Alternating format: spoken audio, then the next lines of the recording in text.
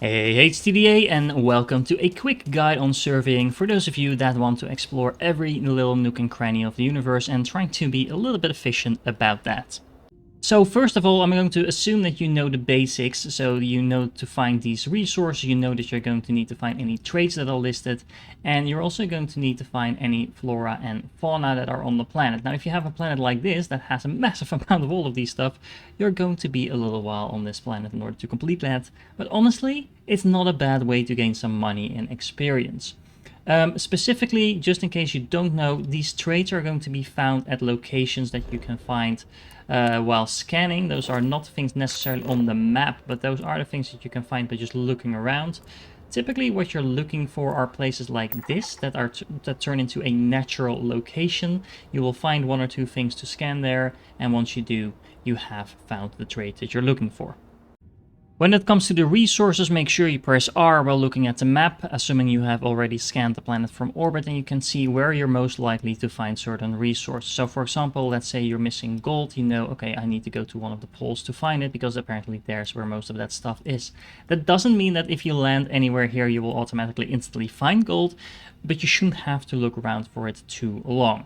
On the other hand, you can also find other resources in here, even though this is marked as the gold location, because they are sprinkled throughout. In general, finding the actual resources is not going to be your biggest problem. You're probably going to spend a lot more time actually finding the flora and fauna. However, there's one exception to that. Every now and then you have a planet that tends to have some of the rarer resources in a cavern. So if you're not able to find that rare resource that you're looking for, usually they are also on the map just outside, but if you happen to have a cave nearby, just drop in and scan everything that is in there, and that might be the last few things that you need.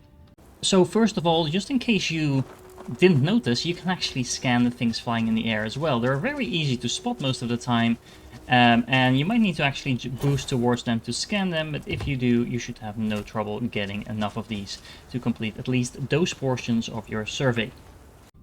What I found is that a lot of people, myself included, initially make the outpost building way too complicated, and generally speaking, that's the hardest part. The start is actually the hardest part, so if you make that complicated, you're probably going to burn out on outpost building way before you're done.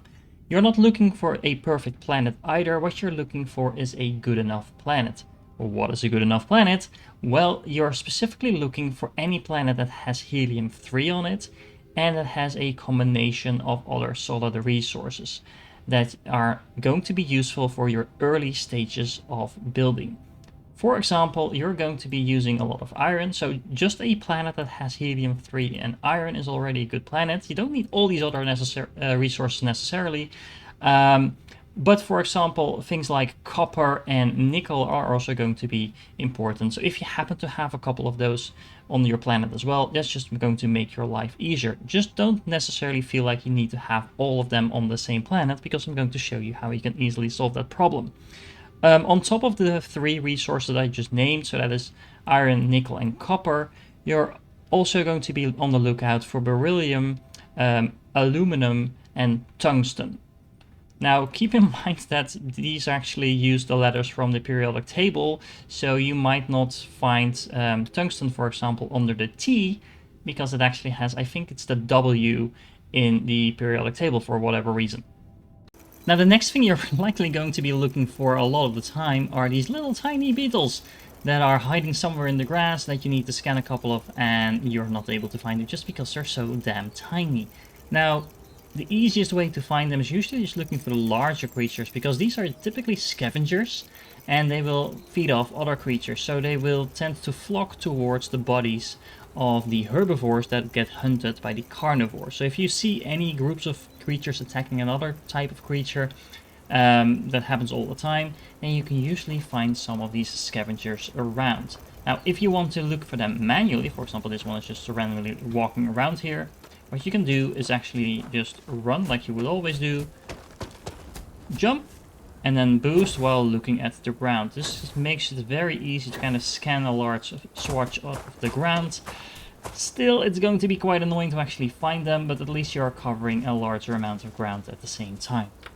Another place you might not think of to look at, but that's definitely a place you should be looking at, is the sea. There are actually creatures in the water. They're quite annoying to get to sometimes because they tend to be in water that is toxic, as you can tell, like over here right now. But there can be like 2 or 3 aquatic creatures on a planet that you might need to scan in order to get full completion. Now actually finding the water is probably the most annoying part about that, so what you need to do is try to land as close to the water as you can on the map. Just like try clicking, and as soon as you get a location close to the map, land there. Look on your actual world map in which direction the water is, because you likely won't land next to the water. You might not actually be able to see the water from where you land. However, in this case, for example, I know that the water is to the west of where my landing pad is, because obviously the water is on the west side of my ship. So if I go to the surface map, I know to basically move in the west direction compared to where the ship lands. And in this case, as you saw just now, I actually did find the water over there.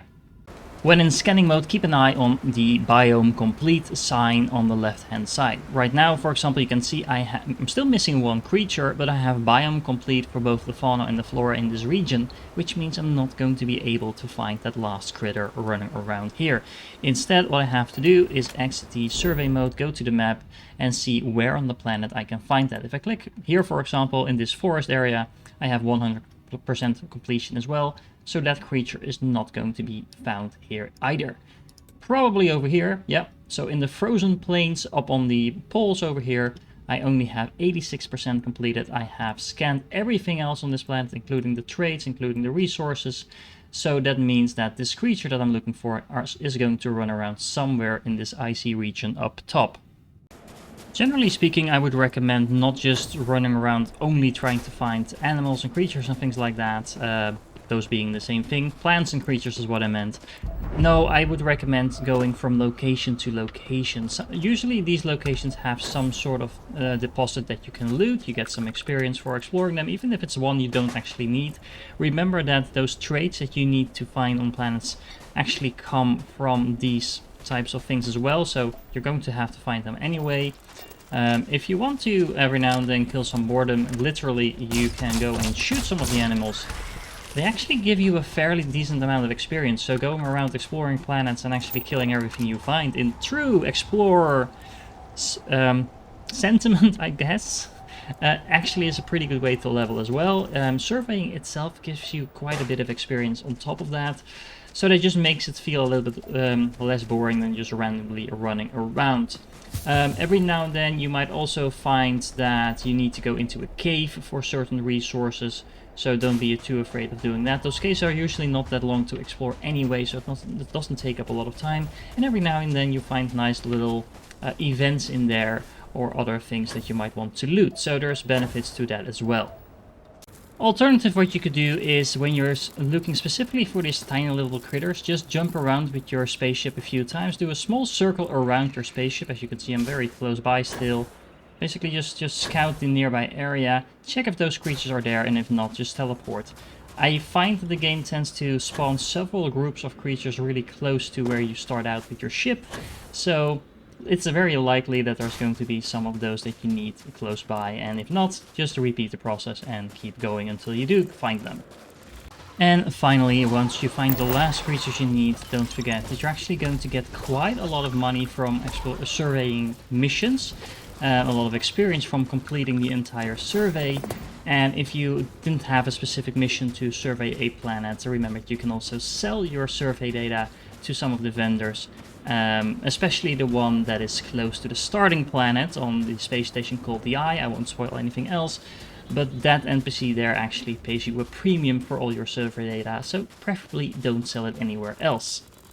Now, if you don't like running around planets and you just want to make a quick buck from surveying, I highly recommend finding planets that kind of look like Saturn, like the one over here, because usually when you scan them, you get them completed instantly. They have nothing to land on because they're gas giants, so that means that you get them instantly completed, and their survey data actually sells for over 1k as well. It takes you like 5 seconds if you're in a system anyway that has 1 or 2 of these planets. You can just visit them.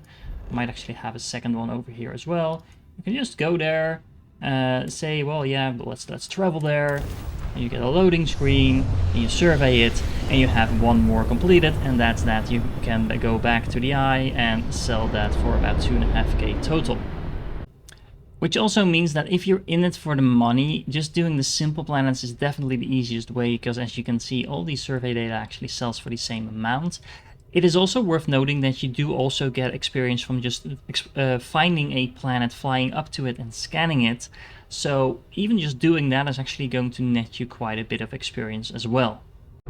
Anyway, as you can see, lots of experience to gain from surveying, lots of money to gain from surveying, and it might be a nice change of speed compared to just killing space pirates all the time. I hope you found this useful. If you did, make sure to like and subscribe, and I hope to catch you in the next one.